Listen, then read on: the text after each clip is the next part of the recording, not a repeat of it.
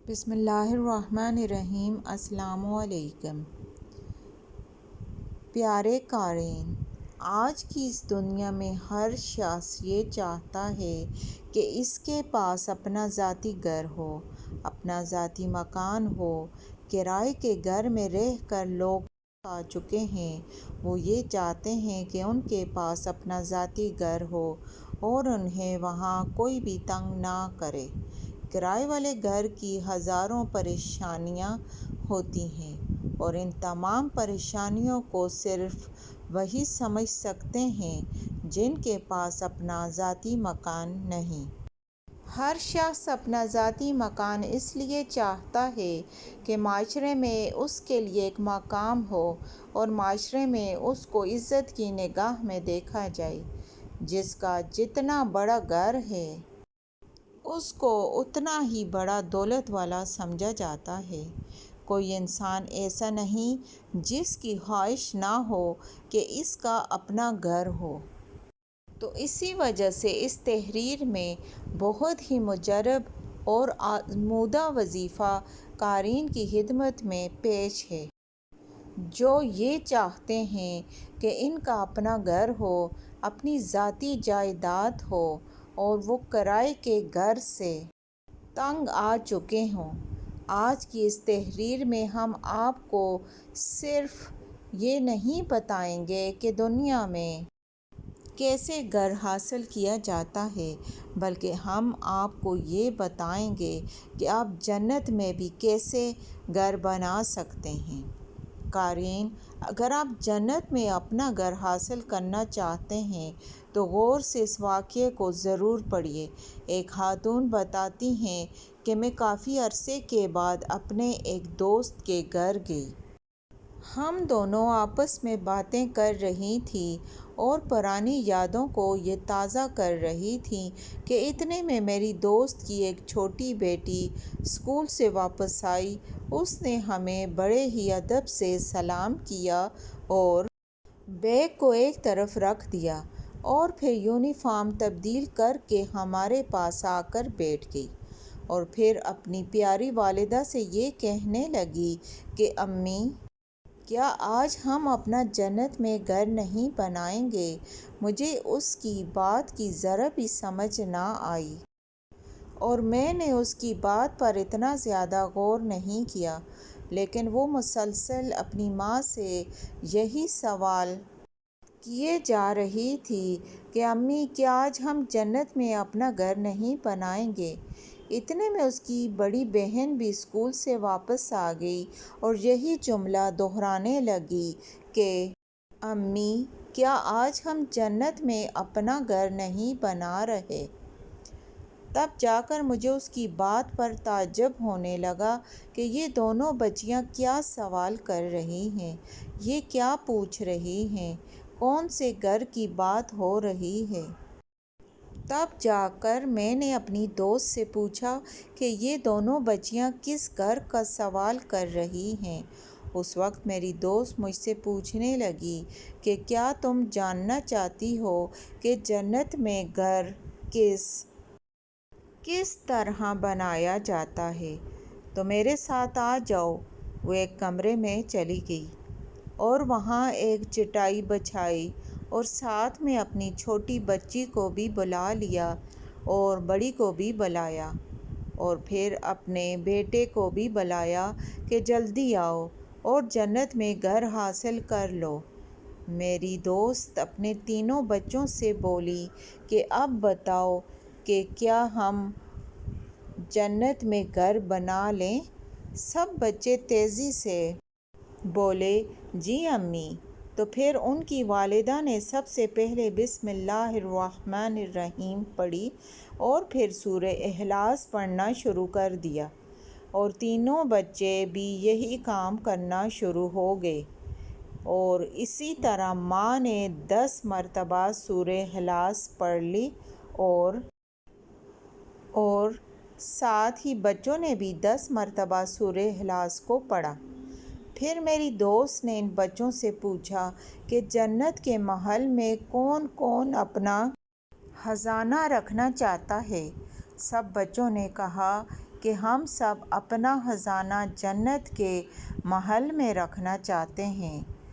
پھر میری دوست نے لا حول ولا قوت کا ورد کرنا شروع کر دیا اور ساتھ میں بچے بھی یہ عمل کرنا شروع ہو گئے۔ پھر میری دوست نے ان بچوں سے پوچھا کہ کیا کوئی یہ چاہتا ہے کہ نبی پاک ان کی باتوں کا جواب دیں اور ساتھ میں تم نبی پاک کی ہاتھوں سے حوض کوثر کا پانی بھی پیو؟ سب بچے یک زبان بولے، جی امی، ہم حضور پاک کے ہاتھوں سے حوض کوثر کو پینا چاہتے ہیں۔ پھر میری دوست نے درود ابراہیمی یعنی نماز والا درود پڑھنا شروع کر دیا۔ سب بچے ساتھ ساتھ یہ کام کرتے رہے، یعنی درود ابراہیمی کو پڑھتے رہے۔ پھر ماں نے اپنے بچوں سے کہا کہ بچوں، جنت میں گھر بنانے کا کام مکمل ہو چکا ہے۔ وہ خاتون بتاتی ہیں کہ میں نے یہ سارا منظر بہت ہی حیرت سے دیکھا۔ مجھے سمجھ ہی نہیں آ رہی تھی کہ یہ کیا ہو رہا ہے۔ میں بہت زیادہ حیران ہو گئی۔ وہ خاتون بتاتی ہیں کہ میری دوست نے مجھے ایک بہت ہی اچھی اس وقت بات بتائی کہ بجائے اس کے کہ اپنے بچوں کو فضول کاموں میں لگاؤ، یعنی کہ بجائے اپنے بچوں کو ٹی وی ڈرامے دکھانے، ناچ گانے دکھانے اور کارٹون دکھانے کے، اگر تم اپنے بچوں کو یہ سب سکھاؤ تو کتنی ہی اچھی بات ہے۔ وہ عورت بتانے لگی کہ میری دوست نے کہا کہ میں اپنے بچوں کو نہ ہی کوئی ٹی وی ڈرامہ دکھاتی ہوں اور نہ ہی کارٹون دکھاتی ہوں، بلکہ میں انہیں ایک ایسا عمل بتاتی ہوں کہ جو انہیں دنیا میں بھی کام دے گا اور آخرت میں بھی انہیں کام دے گا۔ اس عمل سے ان کے دونوں جہاں روشن ہو جائیں گے۔ میں یہ کہتا ہوں کہ اگر ہر بچے کی ایسی تربیت ہو، ایسی تربیت کرنے والی ماں ہو، تو وہ بچہ کتنا کامیاب ہوگا اور کہاں سے کہاں پہنچ جائے گا۔ جو انسان دین اسلام پر چلتا ہے وہ دنیا و آخرت دونوں میں کامیاب ہو جاتا ہے اور اسے کسی کی بھی ضرورت نہیں پڑتی۔ وہ خاتون بتاتی ہیں کہ میں اپنی دوست کے گھر سے اٹھنے سے پہلے ہی اپنے دل میں یہ سوچ چکی تھی کہ میں اپنے بچوں کی ایسی ہی پرورش کروں گی۔ پیارے قارئین، اس واقعے سے ہمیں بھی بہت زیادہ سبق حاصل کرنا چاہیے کہ ہم دنیا میں گھر بنانے کے لیے کس حد تک چلے جاتے ہیں، لیکن جنت میں گھر بنانا کتنا آسان ہے۔ دنیا میں گھر بنانے کی تو ہم بہت زیادہ فکر کرتے ہیں، لیکن ہمیں جنت میں بھی گھر بنانے کی فکر کرنی چاہیے۔ پیارے قارئین، اب وہ عمل نوٹ کیجئے کہ جس سے آپ دنیا میں گھر حاصل کر سکتے ہیں۔ یہ عمل بزرگان دین کا بتایا ہوا عمل ہے۔ اگر آپ دنیا میں اپنا گھر حاصل کرنا چاہتے ہیں تو سب سے پہلے آپ پنجگانہ نماز ادا کرنا شروع ہو جائیں، اور جب بھی نماز پڑھیں تو ساتھ میں تازہ وضو بنا لیں اور پاؤں کو دھوتے وقت یہ دعا پڑھیں: اللہم اغفر لی ذنبی ووسع لی فی داری وبارک لی فی رزقی۔ پیارے قارئین، آپ یہ دیکھیں گے کہ یہ کتنا چھوٹا سا عمل ہے، لیکن اس کے کتنے بڑے فائدے ہیں۔ بس آپ اللہ پر بھروسہ رکھ کر اس وظیفے کو صدقِ دل کے ساتھ پڑھیں تو میں یقین کے ساتھ کہہ سکتی ہوں کہ اللہ پاک آپ کو اپنا ذاتی مکان ضرور دے گا، کیونکہ وہ تو نوازنے والا ہے، بس ہمیں مانگنے کا سلیقہ نہیں آتا۔ پیارے قارئین، اب ایک اور طریقے سے بھی جنت میں گھر حاصل کر سکتے ہیں۔